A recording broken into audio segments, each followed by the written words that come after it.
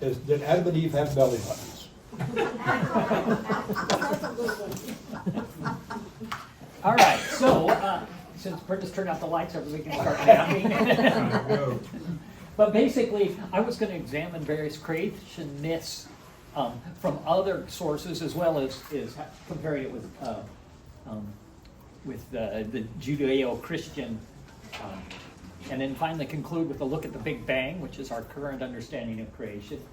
But really, all of these are fundamentally asking, where did we come from? So, as a creation myth, the story is really less about what happened at the beginning of time, but why are we here? Where have we come from? And there are a lot of different answers. The mystery of existence is really what they're asking. Creation myths are more than just origin stories. They want to establish a cosmic order. How do we fit into the cosmos? Defining humanity's place. Also, what other divine beings are out there? What is there besides just us? And provide a context for understanding of life's meaning. And so the creation myths are more than just describing what happened. They reveal how societies conceptualize the transition from nothingness to existence. And that's really an interesting question of, how did we get here? And they address the fundamental questions about the divine power, matter's origin, and humanity's relationship with the cosmos. So, in Hinduism, one of the older religions, they have two stories, and actually they coexist. They don't agree, but these are stories, and so it doesn't bother them that we've got two versions.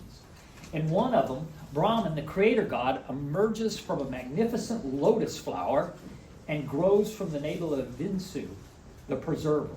As Brahma wakes, he creates the cosmos through thought, word, and establishing the rhythmic cycles of creation and destruction. And I believe Hinduism is one of the ideas that there is reincarnation. So it's a cyclic rather than a linear approach. And the other story, alternate tradition, describes, I won't try to even pronounce that, the golden cosmic egg, which is kind of an idea that, every life always starts in an egg, and then the egg splits, forming heaven and earth from its two halves, with Brahma emerging as the first being. So the universe undergoes endless cycles of creation, preservation, and destruction, each lasting billions of years. So, the entire cosmos is created and recreated. And it's actually interesting when you get down to the very end of, if you ask, what is Big Bang's theory? There are actually several different answers, but one of them is the giant crunch, is what they call it, where everything collapses back to a single point and there's a new recreation and the universe will begin again. And so, it's an interesting, that idea of this cyclical nature, maybe what's in reality, as near as we can tell, that's one of those cosmology questions that we don't know the answer to at the moment. I see though, Vishnu had a name, or had a belly button. Yeah, that's kind of interesting. Yeah. No charge for that, Dick. Right, but it is interesting that even here, there isn't that, there wasn't something and then life began. There was always a precursor, which is sort of a challenge of what is first.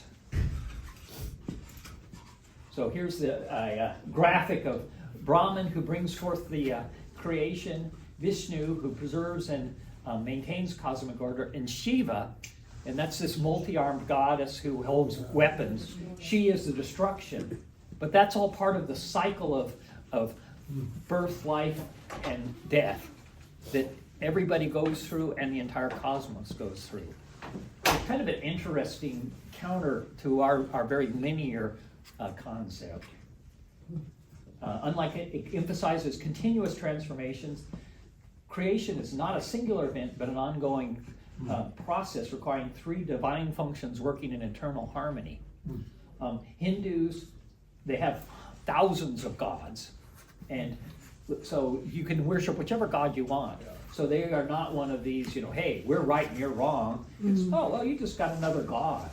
So they're more accepting than our, traditional, you believe us or you're out kind of approach. Any questions, comments? I have a comment. Yeah. If you just look at it from recycling and redoing, or you look at eternity as it's a lot easier for humans to understand this. Right. Sure, makes sense. Eternity blows your mind. I mean, we can't even Yeah. really. But it's interesting, this also doesn't get to what was there first. The answer is, well, that's not a valid question even. But yeah, you're right, this is kind of a comforting, and life after And death. it's a comprehend, you can comprehend this eternity. Yeah. Now, one of the issues that the Buddhists would argue against this is there any way to escape that cycle? Because they kind of have the feeling that, you're stuck on a treadmill forever is kind of well, maybe I want to get off. And so that's what nirvana is escaping this circle. I lived in Japan and worked in Japan, and the funerals were the Buddhists, but the same people would have their marriages in Shinto. Yeah, Japan, they're both, yeah. Both. Even Israel acknowledged the existence of other gods, and I'll talk about that next time, the Divine Council. But remember the story of Jonah, when the ship was starting to go down, they said, we prayed to all our gods, how's your God? Right. So, even in our own scriptures, in many Psalms, okay, yeah. Yeah. So now we got another cradle of civilization, the Egyptian mythology. And Nun and Dinbin. So before creation, only Nun existed in infinite dark, primordial waters containing all potential. So there's sort of that idea that something was out there, but it was just black. And then from this chaos rose Atum, or Ra Atum, emerging on the Binbin, the first mound of earth, rising from the waters like a fertile land appearing in the Nile's annual flood. The self-created God stood alone in the void. Through divine will, some texts suggest that through masturbation or spitting, Atum created Shu and Neptune, the air and moisture, establishing the first divine pair and initiating a cascade of creation. So that's sort of the separating the voids, the same kind of concept is built into this, and they've got a very human-like God who's doing this. Look at the gym first. Yeah, probably. Yeah. Right fist. So here's the 9 divine powers, and I guess the first was the Ra Atum, the guy who came up and he created the air and the moisture with spitting. And then the earth and sky came, and finally Isis, Seth, and death, chaos, mourning, and magic. So that's kind of an interesting series of creation. You keep getting more and more stuff. The mythos traces the genealogy of the gods through Enid. Each generation represents an increasingly specific aspects of reality, from the sun god unity to air and moisture to earth and sky, and finally the gods governing human civilization. Death, magic, chaos, and mourning. And it's interesting, mourning is in there, and death as critical pieces of creation.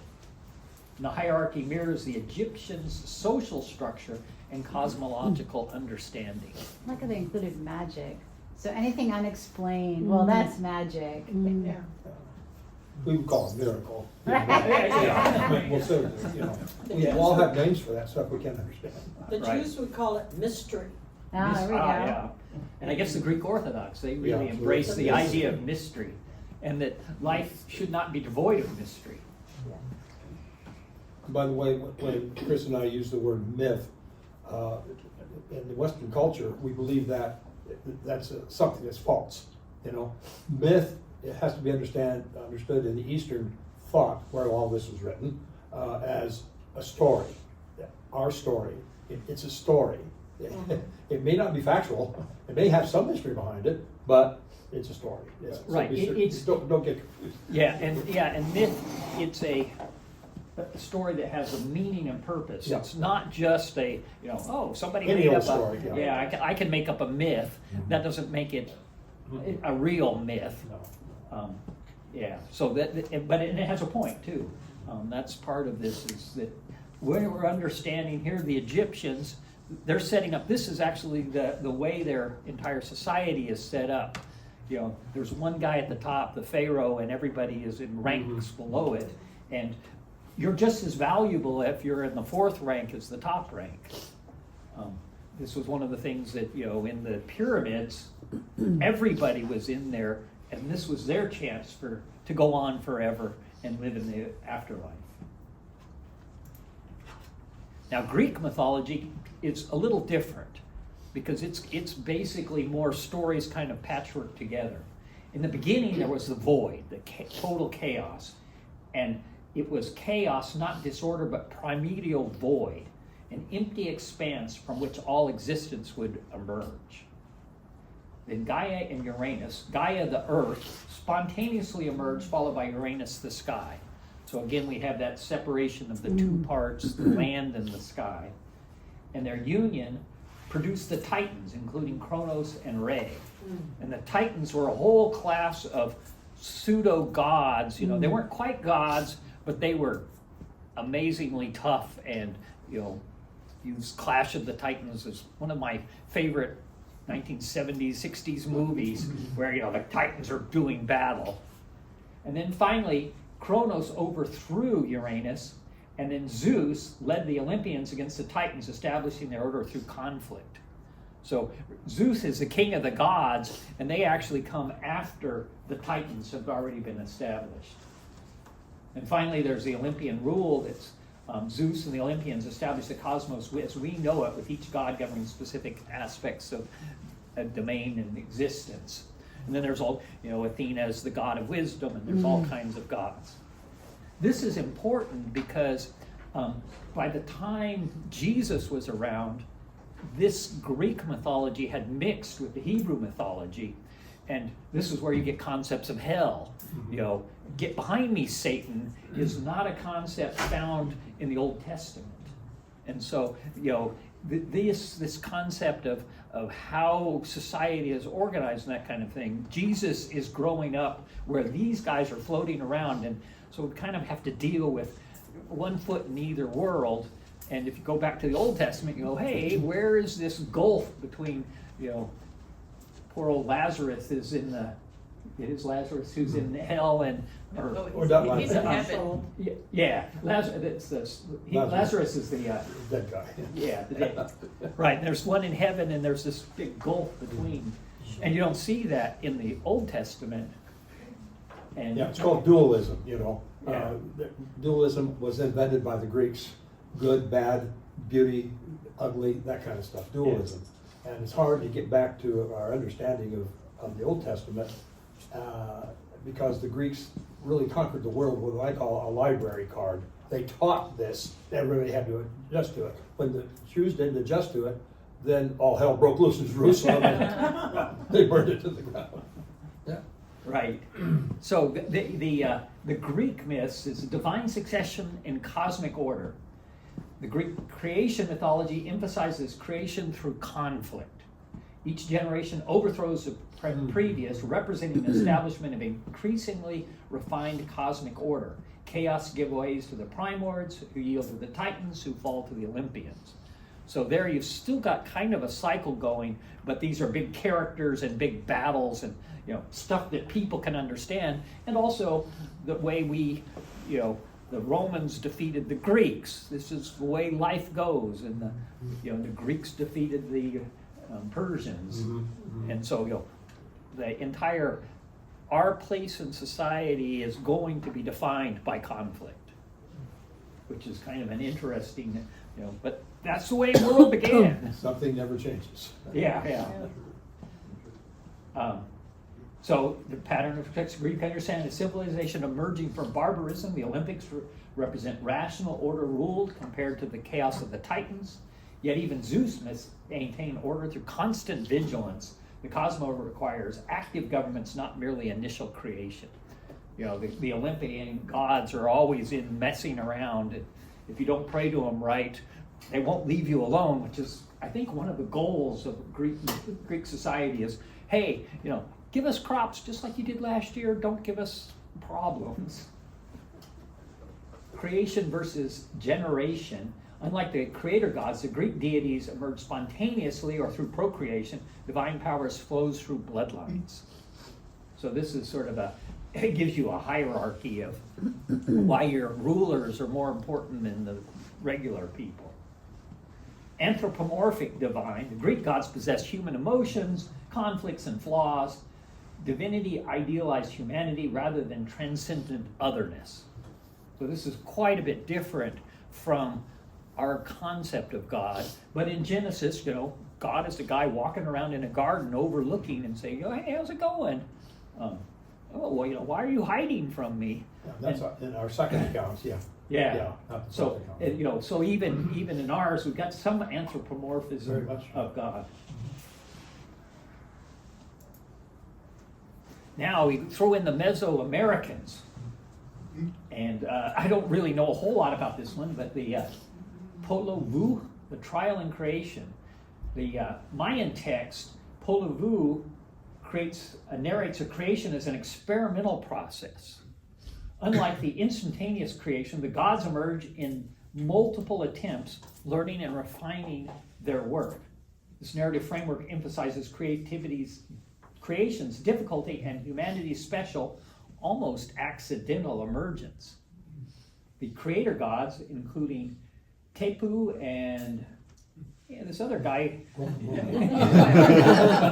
first form earth from the primordial water. So once again, that water is kind of the first thing, and then earth is, and on top of it, they create the animals. But are disappointed when the creatures cannot speak or worship. This sets in motion several attempts to create worthy beings capable of honoring the divine. That's a little bit similar to ours. Yeah, there's still some of it. So first there were the mud creatures. First humans were transformed from mud and dissolve into water, too weak and formless to endure. Then they create them out of wood. I'll do a little better. These beings lack souls, minds, and hearts. They cannot worship or think. All right, try again. So they destroy the wooden people with a flood, which is actually very common through all of these, is there's typically a destruction flood. And their remains become the monkeys. Almost humans, but not quite. And then finally, maize dough success. The humans form white and yellow maize and can speak, think, or form from the white and yellow maize and think as honor the gods. Wow. And so you get this idea that maize is the sacred substance of life. So corn is, and it's essential to the entire diet is corn. And so they've made it as, that's actually what we're made of. You are what you eat. It really is, built into their cosmic story. The successive creation of maize through dough reflects the Mesoamerican agricultural reality. Maize, it was life itself. By making humans from the stable crop, Popol Vuh establishes a profound reciprocity. Humans are made from maize and must cultivate maize to survive. It's kind of an interesting concept. The origin story dramatically differs from other traditions. Humans aren't fashioned from the divine breath or cosmic eggs or primordial clay, but from the process of food. Maize transformed through human agricultural labor into dough, creating creation and culture merge inseparably. So even there, as part of your daily work of making food, you are part of creation. So that's kind of an interesting to the twist of the whole thing. And now we have our creation story by the divine word. So in our mythos that we will talk about, God is there before everything. And I always love John, was in the beginning, the Word was God, and the Word was with God. And Jesus is there even before there is anything, which is, one of those, the mystery of the triune nature of God. I'm assuming the Holy Spirit's there too.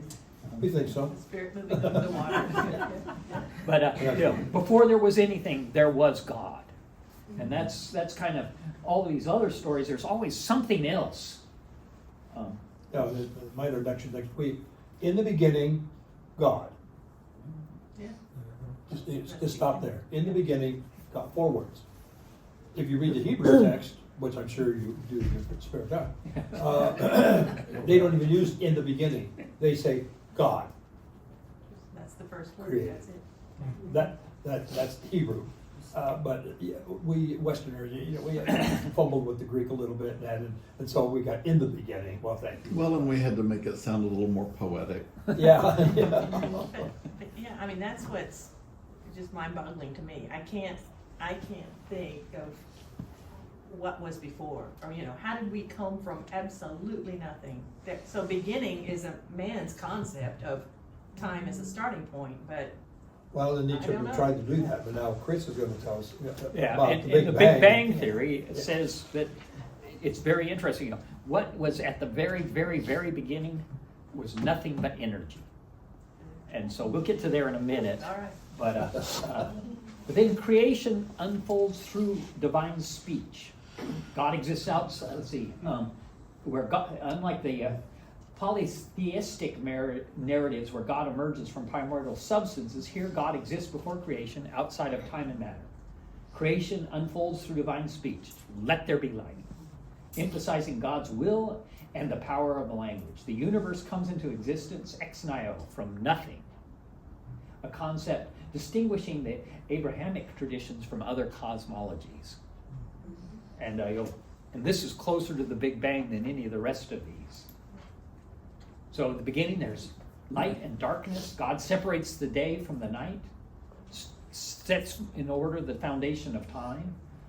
Sky and the waters eventually are separated, then plants and animals, or land and plants, and then finally the celestial bodies come at day 4, which is maybe a little out of order from what the Big Bang would say, but Sure. And the first scientific problem is that, and there was evening and morning one day. Of what? We don't have a sun yet. You'll see that next week. We're doing all textual. I don't have pictures. You will do all textual. all text. All right. Then finally we get the sea creatures and the birds, which comes later, and then the land animals. The evolutional story would say lots of sea creatures, probably then land, and then birds. Yeah. But it's part of an understanding of birds don't need land, so why not create them at the same time as the sea creatures? And I'm sure that there were flying fish and creatures that went above the water even back before there were land animals. And finally, on the 7th day, there was a Sabbath, and God rested, and the order was created, and we get that rolling on. Humanity in the image of God, the divine image, human alone are created in the image of God, bearing a conscious, mortal agency. Moral, yeah, and mortal, but and creative capacity that reflects the divine attributes. Dominion and stewardship. Humanity receives authority over creation, establishing both a privilege and a responsibility for the natural order. And I don't think this is in some of those other ones where, maybe the Mesoamericans where they have to participate in creation. Here, we're stewards of creation. The moral dimension, the fall narrative introduces sin, mortality, and the human condition. Creation theology intertwined with moral theology. And I would say that that's probably the most important part of Genesis, is establishing where we fit in this whole concept. There's God, and then there are the angels, and there's us, and how we fit all together, and that we are in charge of taking care of the rest of the world. All right, on to the latest and greatest view, the Big Bang. Cosmological beginning. The Big Bang Theory represents modern science's narrative. The universe began approximately 13.8 billion years ago. It's interesting how you come up with that number. And The Hubble telescope, helped refine that. And if you go back even further, then the Webb telescope can look back to the edges of the universe. And you see out there, there's this cosmic soup. And you start looking, and Hubble said, well, how can we explain this variation in temperature across the universe? And it looks like, if you collapsed it all back to a point, this is the image of a big bang that came out, and this is the heat left over. And you can get a map of what the cosmos looked like 13.8 billion years ago by looking at this residual radiation that's sitting out there. And so that's when the Big Bang came around as a theory. The theory explains the cosmic background radiation, the universe's expansion, the abundance of light elephants, and transforms creation from a theological into a physical process governed by natural laws. So these answers to the question of what, if anything, preceded that singularity. So there was a singularity, a single point, where this is the entire universe, everything we can see was collapsed into a single point. And then it explodes, and there's this period of inflation, and then eventually particles are formed, and finally cosmic structures. It addresses the fundamental human questions through empirical methodology, describes how, but leaving out the why or the theology of it all. Big Bang coexists with creation myths, complementing for some, contradicting for others. And here is the Big Bang in. So here's the Big Bang at this point, and then they call this the inflation period, and this happens in the first 10 to the 32 seconds of time. So this has, incredibly quickly, it starts spreading out, and this is where this cosmic background era is. In the next 1 second, so you've got this first period where there's this inflation, and then particles actually start forming. And everybody knows Einstein's famous equation. E was MC squared. And what are those variables? Energy, Mass, mass. speed of light. And mass times the speed of light. So basically, energy gets turned into mass in those first few seconds. And I did my PhD working at quarks. So I was back into this before a second happened kind of time frame. That's why they talk about these big colliders looking back in time, is what they're doing is probing the various particles that happened at the very, very, very beginning of the universe. And one of the rules of quarks is you can never separate two of them. So they are bound together, but in this period where there's just nothing but energy, they start forming, and they don't really know who their buddy is, but by a second of time, they're all trapped into protons and neutrons. And so the quarks, one of the rules is you can't have them apart, so eventually they become particles. And these we can create as atoms, and eventually over the first 38,000 years, atoms start forming. And then there's a long period where there's nothing but hydrogen and giant clouds of gas, and they call this the dark zone. This didn't get into this drawing. And essentially the universe is this big soup of all kinds of particles and this sort of thing. And I read a couple of articles that talked about this is probably when the first black holes got created. Was there so much stuff that they collapsed in on themselves, and they have so much gravity that they can't blow apart. Even light doesn't get out, right? Right.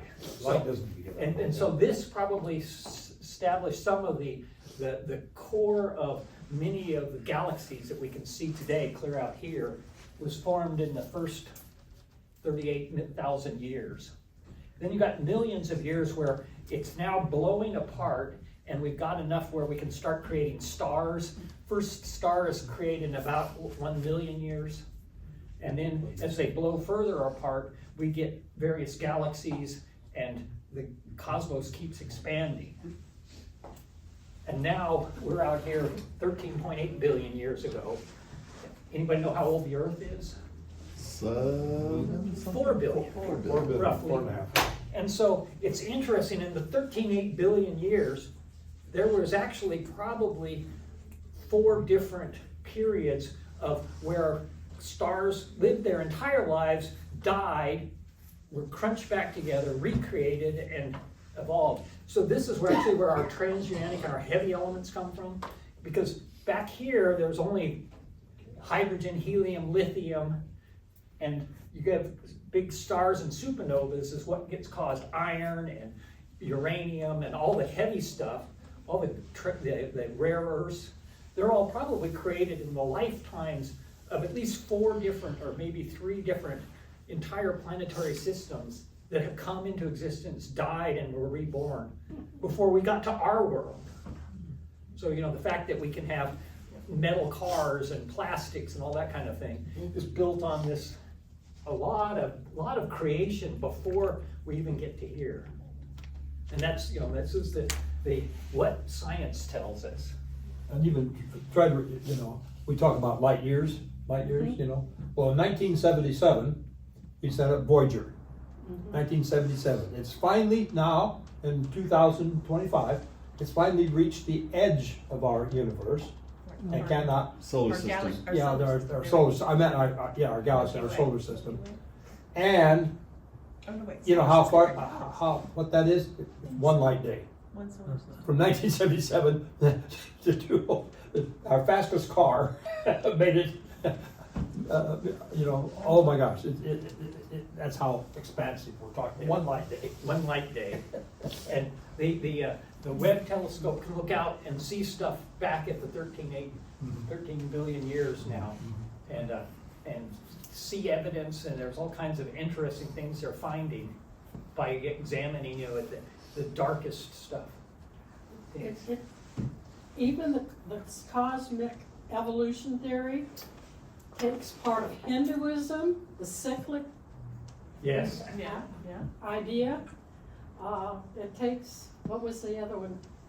Not a logical Greek idea, but actually from chaos to organization. So it's like even the cosmic evolution is actually taking pieces of other Genesis stories. And my Jewish educator friend says the first letter for God in Hebrew, how is it formed? And you read it from right to left, and it's formed like that, meaning there's nothing before God. Yeah. And Luther was asked, where did God come from? And he said, he was out making whips for people who asked such questions.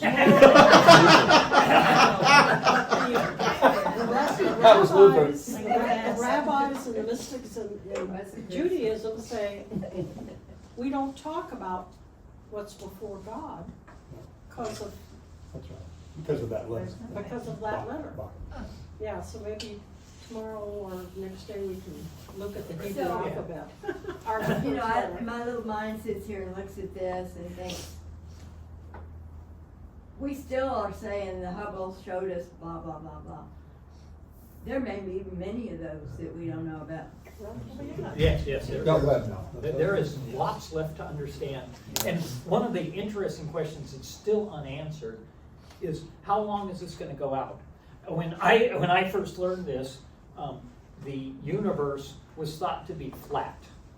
So the you know, there's Big Bang, and it started,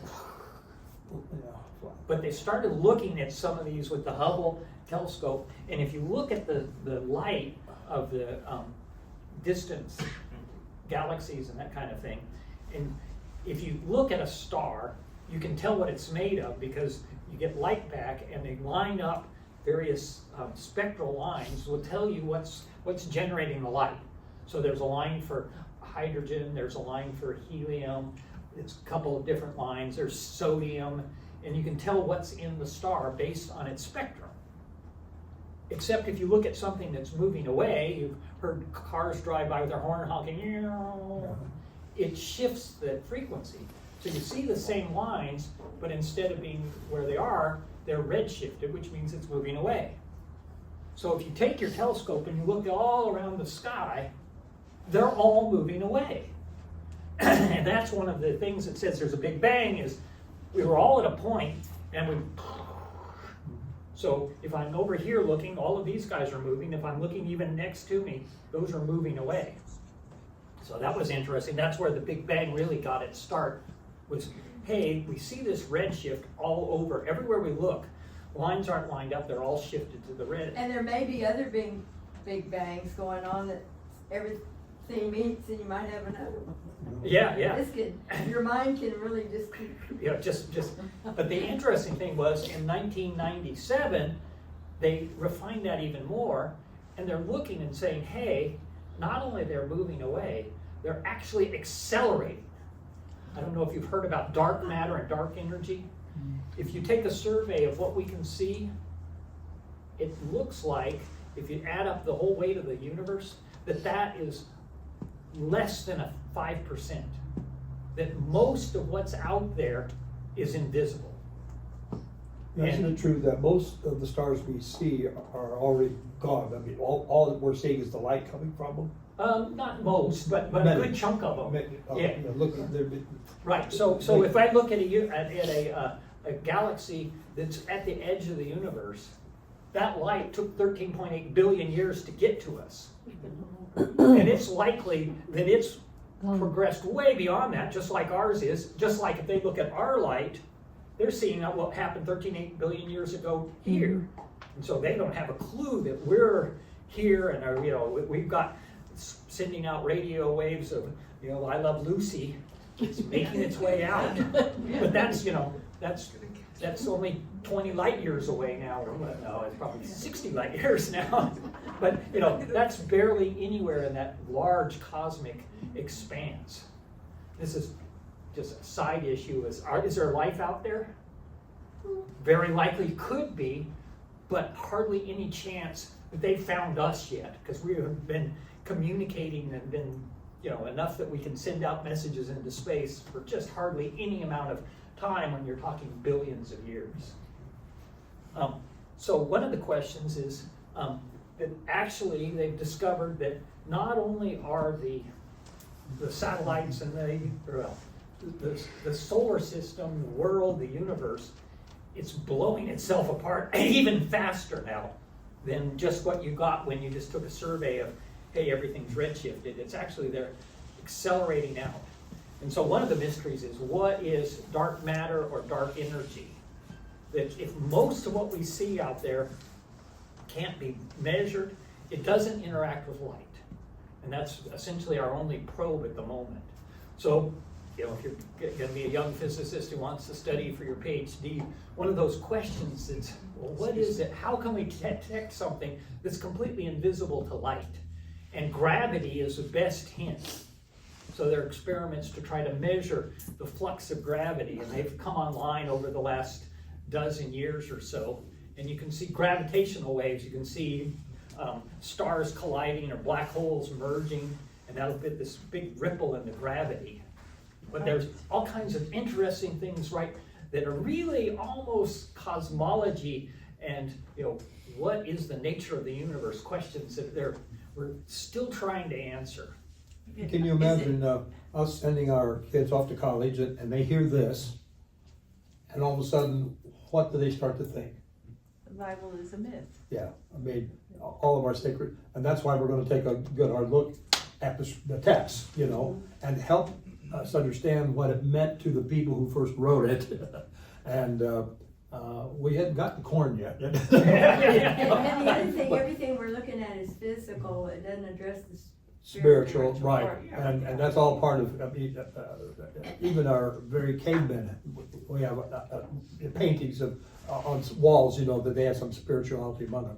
I want to spend a couple minutes out in the hall with Jess, because she's worked with genetics a lot in her earlier life, and I'd like to have her explain maybe genetics and DNA and how that works together, you know, so we'll probably start with that a little bit next week, you know. Actually, 2 weeks. Oh, 2 weeks, Yeah. 2 weeks, yeah. Yeah, we'll do the meeting. Yeah. So if you'll just excuse that, you can continue. I just want to talk to Jess, because I know she has to go early today. Right, Jess? Yeah, I got another 15 minutes. Oh, okay, keep talking. I'm almost about done. I wanna know, are we accelerating because something is pulling us from out there? I mean, is the gravity? Or pushing I mean, us. How can we It's be? pushing us, I think is a It's better pushing. picture, because there's, the energy is expanding in the universe. You know, it's not a cold dead space, it's actually, you know, we're in the midst of an explosion and it's still exploding. So we are being propelled, jettisoned It out just yet. doesn't seem Like a volcano. logical to me. From one bang, then you would think you would be slowing down. Right, and that was the view when I was in college, but Oh. now it's actually, no, it's still expanding. We don't know why or what's pushing us. Okay, okay. And there's more of that than there is of the stuff we can see. Okay. So, you know, there is serious questions as to what is out there that, We don't have any answers. Too. I can't understand this. I can't wrap my head around it. yeah. So, yeah. The interesting thing is when you're back at this size, the laws of, you know, you've heard of quantum mechanics? Yep. And that's kind of a weird concept. It turns out when you get small enough, you know, you get to a particle. Well, a particle, a piece of light, is it a beam or is it a particle? And the answer is It's yes. both. It depends on which way you look at it. When you get to certain small distances, it's either here or here. I can't tell you which until you make that measurement.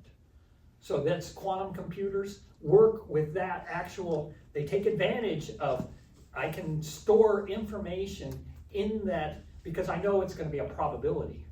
So by using a probability, I can do calculations. And these things are entangled together. If I have two particles that were linked, and I can measure which way this one was, then I'll know which that one was.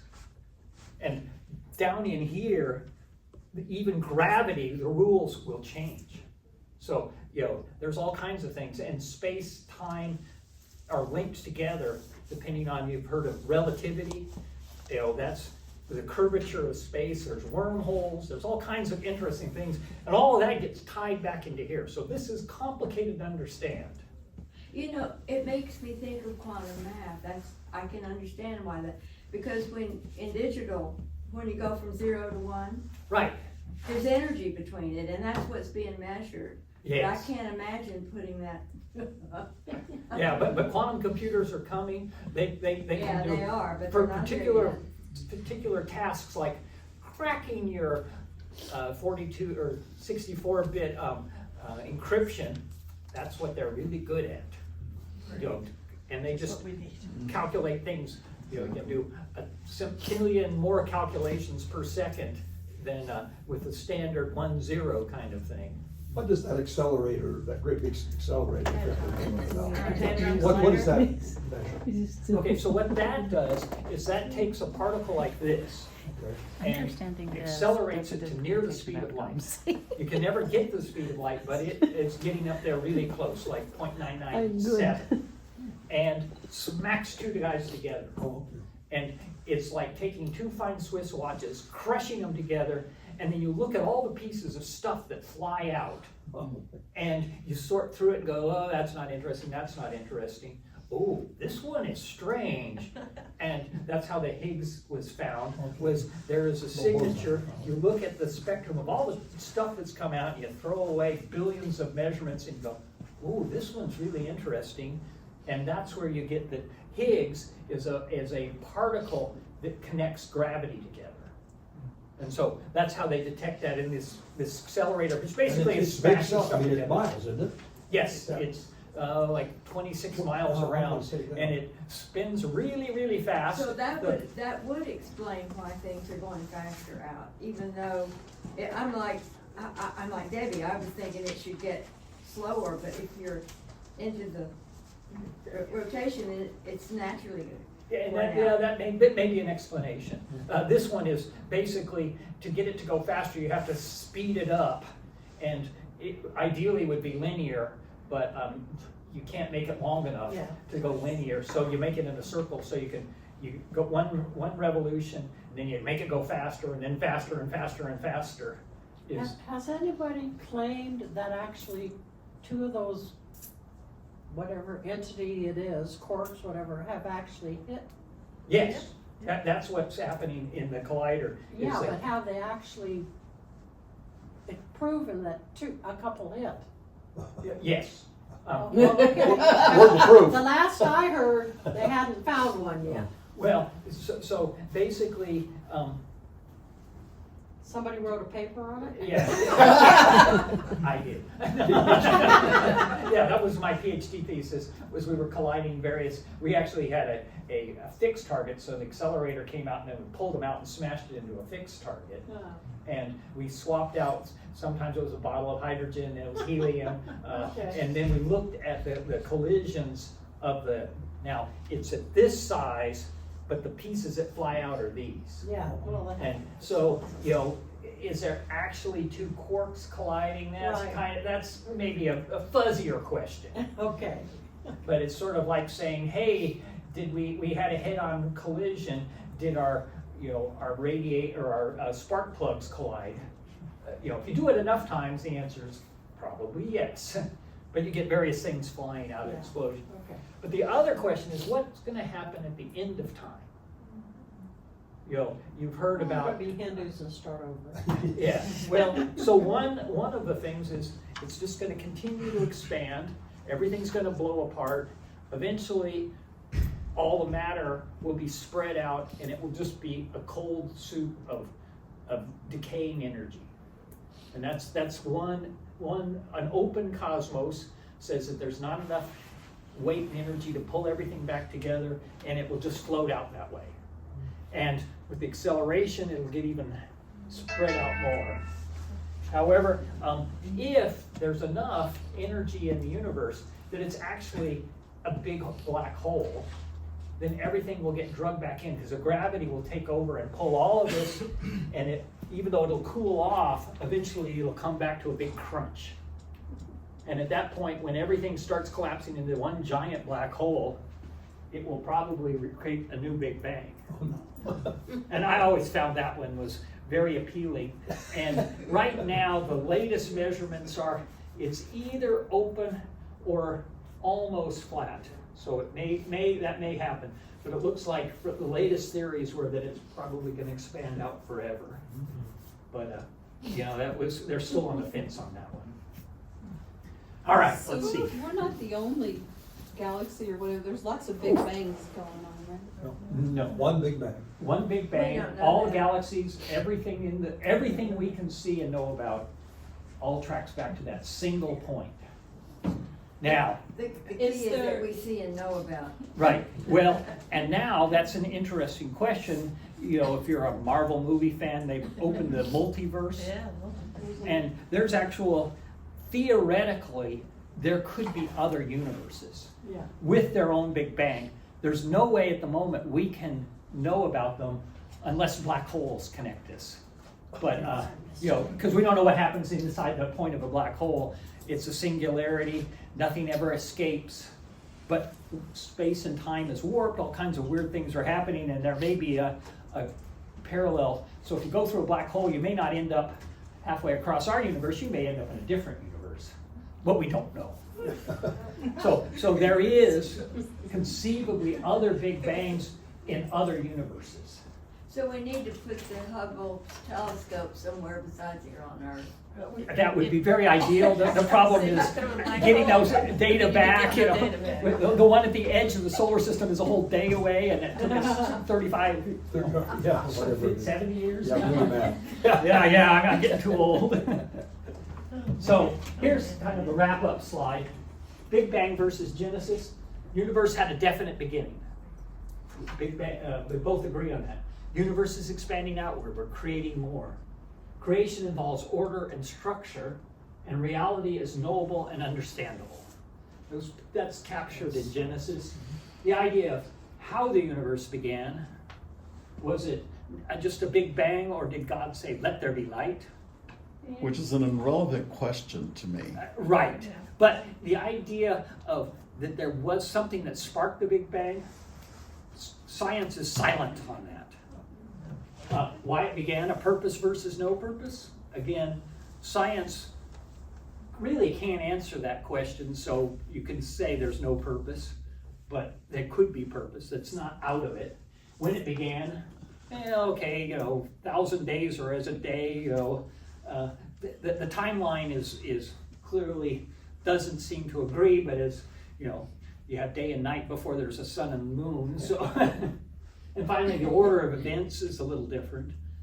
I kind of like that there was a whole lot of stuff that had to happen before man became part of the story. Except in, you know, of course, in the acceptance of the second thing, where man is created, you know, the other stuff, you know, we'll see. Right, and actually, we have two two creation accounts, stories yeah. as well that don't agree.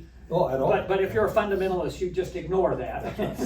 Or, actually, I went to one Young Life thing when I was in college, and the guy got up and said, there are two stories of Genesis, and clearly God was not satisfied, so he recreated Oh, no. Genesis in the second. Oh, Wow. Okay. The second one is the oldest. There's a Okay. reason the Jews, but I'll tell you that next week. Yeah, but after I heard that, I went, okay, this is not the place for me. Yeah. I can't That's live good here enough. with this. But Genesis has a different goal than science. right. Science fits together what we can see, That's all. whereas Genesis tells us how we fit into our worldview. Yeah. And this is actually probably a more important question because, you know, just what we can know and observe, that will continue, and in another dozen years, we may have some more answers to some of those questions. But we all today need to know how we fit into the world. And so Genesis is still a very important story. It really is. Yeah. Good. So if you're going to come next week, bring your Bibles. Week after next. Oh, we have to. Weeks, yeah. I'll be here next week for the congregation. So you can mark them up a little bit and kind of see. But I have things to teach, and I'm going to have a little conference with Jess to see how she can fit. Come, because genetics and DNA, we have to really understand that a little bit, and I'm kind of going to say something. You know, not an hour's worth, 10 minutes. Yeah, it'll be enough to see how that all fits. You know. All right. So just a recap of all of what we've Yeah. seen. Primordial waters, many of the traditions begin with just water. Yeah. Then we have a separation into division that's kind of across all of those themes. Eventually we get divine speech and thought. God is there before humanity, and then humanity evolves and typically has a more special status. You know, finally we've got a mankind that can worship us. Somebody to take care of the cosmos. Somebody that reflects the nature of gods and can give God worship. That's an important theme in the Greek mythology is, hey, we need somebody to worship us.